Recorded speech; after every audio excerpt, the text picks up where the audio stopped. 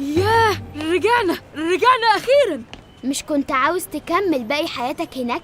لا، بعد اللي حصل ده خلاص، أنا عاوز أرجع بيتي ومدرستي تاني. طب على فكرة بقى انت ندل، عشان اعترفت عليا قدام قائد شعوب البحر ده، حتى ما سألكش يا مازن وانت حكيت له كل حاجة. دي ما اسمهاش ندلة يا يحيى، دي اسمها صراحة. هو سألني عملت كده ازاي، أنا قلت له معرفش، بس يحيى اللي قال لي وعارف كل حاجة. صراحة ولا مش صراحة؟ بتدور على ايه يا يحيى؟ التمثال يا مازن، تمثال الملك رمسيس الثاني مع حورس. آخر مرة أنا سايبه هنا ودلوقتي مش لاقيه. أكيد يا يحيى أي حد معدي لقاه وخده.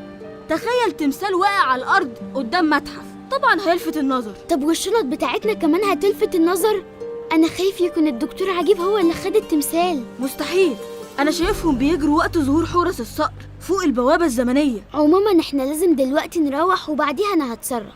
مازن، قبل ما نروح لازم توعدني إن كل اللي حصل ده هيفضل سر ما بيننا. طبعا لازم يفضل سر بينا، لأن ببساطة لو حكيت لأي حد مش هيصدقني، هيشاوروا عليا ويقولوا يا عيني عشان ملوش صحاب بيكلم نفسه وبقى عنده حكايات بطولية في خياله. رغم ندالتك بس انت كنت بطل فعلا يا مازن. بجد يا يحيى أنا بطل؟ المهم تبقى بطل برضو في زمنك زي ما اتفقنا. أوعدك يا يحيى.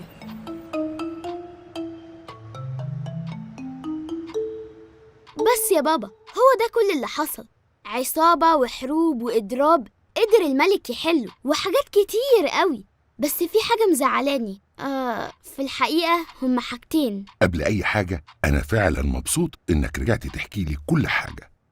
قول لي بقى إيه الحاجتين اللي مزعلينك يا يحيى؟ أول حاجة إن التمثال هدية الملك ضاع مني، وتاني حاجة اللي عمله مازن لما فتن عليا عند قائد أعداء الملك رمسيس الثالث. مازن طفل كويس وبيحبك يا يحيى، واللي عمله ده نتيجة خوفه وإنه أول مرة يتحط في موقف زي ده.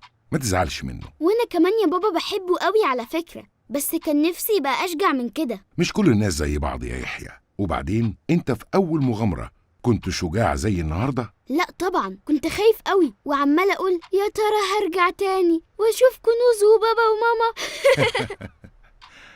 أما بقى بخصوص التمثال عندي ليك مفاجأة.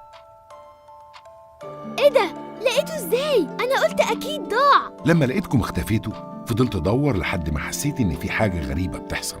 اتحركت ناحية البيت، وأنا في الطريق سألت كنوز هو يحيى رجع البيت؟ قالت لي لأ. فهمت إن اختفائك ده وراه حاجة ليها علاقة بالمغامرات، وفعلا عديت على المتحف ولقيت شنطتك وشنطة مازن زميلك وجنبها التمثال. أنا بجد مبسوط قوي يا بابا، ده هدية من الملك وأكيد كان هيزعل لو ضيعتها. بس زي ما اتفقنا يا يحيى، ده في زماننا دلوقتي مش ملكنا وما ينفعش يكون هدية، عشان كده لازم نسلمه لوزارة الآثار. طبعا يا بابا، أنا وعدتك. أخلص بس من عصابة الدكتور عجيب وهنعمل كده.